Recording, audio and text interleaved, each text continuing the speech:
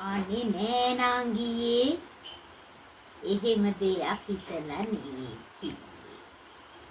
නෑ දැන් මේ අපේ පුතාට ගෑනු ළමයි බලන්න ගෙවල් කීයකට කියලා ගියාද? කවුරුවත් හරි ගියේ නෑ නේ. ඕ මේ දුවම තමයි ඉතින් කොල්ලට හිතට ඇල්ලුවේ නේද පුතා? කිව්වට බෑ ඉතින් ඕවා ආත්ම ගානක බැඳීම්නේ. ඒකනේ කියන්නේ. ඕ නෑ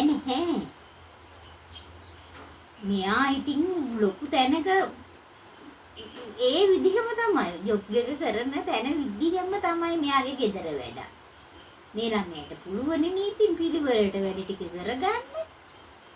ඕ මටත් හිතට ඉතින් ඇල්ලුවා සීදේවි කෙල්ලෙන් ඉඳා. දැන් නම් අපි බලාපොරොත්තු වෙන්නේ නෑ.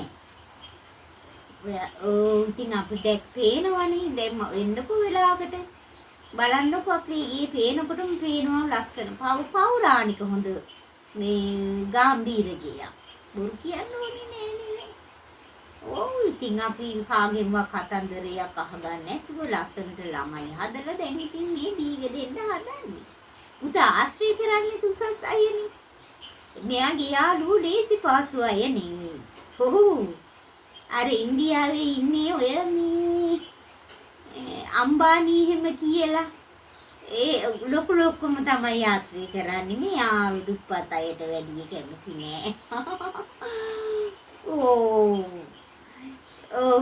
මෙයා එහෙම තමයි මෙයාගේ යාළුවෝ. ඔක්කොම ලොකු අර මේ අන්තිම කවුද පුතා උඹගේ යාළුවා? ජැක්මා. ජැක්මා කියලා කෙනෙක් ඉන්නේ අර පොඩි කෙනා කොට. එයාට මෙයාට පණ ඇරලා හරි ආදරෙයි. අර මොකද අලිබබා එකේ ලොක්කා වගේ නේද පුතා? ඔව්. මේ පණ ඇරලා හරි ආදරෙයි. අපි ගෙදර ආවහමත් එහෙමනේ. ඒක හදලා දුන්නාත් කොච්චර හරි ඔළුව නමනවා. ඇස් දෙක හීනි පොඩි පොල්ලා හරි හොඳයි. එනවා කොච්චර හරි අපේ ගෙදර. ඒ ආව ලංකාවට ආවොත් එනවමයි. අපේ ගෙදර පැත්තේ ඇවිල්ලා යන්නේ නේද පුතා? ඔව්. ඒක තමයි කිව්වේ. ඉතින් ලොකු උසස් අයම තමයි ආශ්‍රය කරන්නේ අපේ ළමයා. ඔය ආවට ගියාට අය ආශ්‍රය කරන්නේ නෑ. දැන් අපේ පප්පගේ පැත්තෙන් උනත් කලාකාරයෝනේ ඔක්කොම ඉන්නේ. ඕ නංගි බොරු කියන්න ඕනේ. ඔය ශාරුක් ખાන් ජුහි වවුලා එතනින් ගියාම මේ රිතික් රෝෂන් තව කවුද පුතේ කට්ටිය? ප්‍රීති සින්ටා ඒ වගේ මේ ඔක්කොම මේ කලාකාරයෝ අපේ පප්පගේ පැත්තේ. ඉතින් හරි මේ අපේ පුතා සිගරට් එකක්වත් බොන්නේ නෑ. මේ කොල්ල රංචුවට වැටිලා බුකුඩ රස්ති අදු ගහන්නේ නෑ. ඒ වගේ හරි මේ උජාරුවට ඉන්නවා. එන්නකො නංගිලා එහෙනම් ඉතින් මේ වතු පිටි වුණත් අපිට ඇත්තම කියනවා නම් දෑ වැද්දක් ඕනේ නෑ කියලා කීවේ නංගියේ. වතු පිටි වුණත් ඕනි තරම් තියෙනවා. දැන් ඔය උඩ වලවේ වැව තියෙනවා. ඕනි තරම් මාළු ඉන්නවා. දැන් ඔය ලංකාව පුරාම බැලුවොත් වැඩිපුරම විකිනෙන්නේ අපේ මාළුනේ. දැන් මේ ළඟදී පුතා ඉඩමක් ගත්තා. මේ ඒකත් එහෙම තමයි. ඒකටත් වැවක් අයිති ඔය දුටුගම රජතුමා හදපු වැවක් නේද පුතා අහුනේ? ඔව්. ඒ වැව කවුනා අපේ ඉඩමට. අපි ඉතින් ඔක්කොම වට කරගත්තා. සේරම අපරාධ කියන්න බෑ මේ දරුවගේ වාසනාව. පිල්ල පැටිය වාසනාවන්තයි. පොල් ඉඩන්ද මේ ලංකාවේ කොහෙද ඉතින් අපට ඉඩන්නේ නැත්තේ.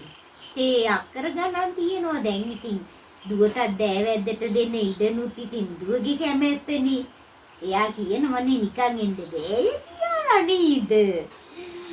මේ නංගිලාගේ කැමැත්ත ඉතින් අපට නම් කාරි නෑ අපට ඕන තරම් ඉඩක් තියෙනවා.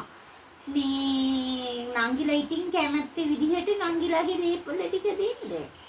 දැන් මේ පුතා පහල කුඹුරේ වක්කඩේ නියරේ වතුර ටික හරවලා දාවි. ඔව් ඔව්. පැලිස් මාමට බාර දුන්නේයි බලා ගන්නට කියලා. ඔව් ඔව්. නැත්තම් එහෙම දන්නවනේ.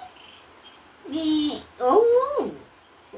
මේ ටිකද හැමදේම තියෙනවා.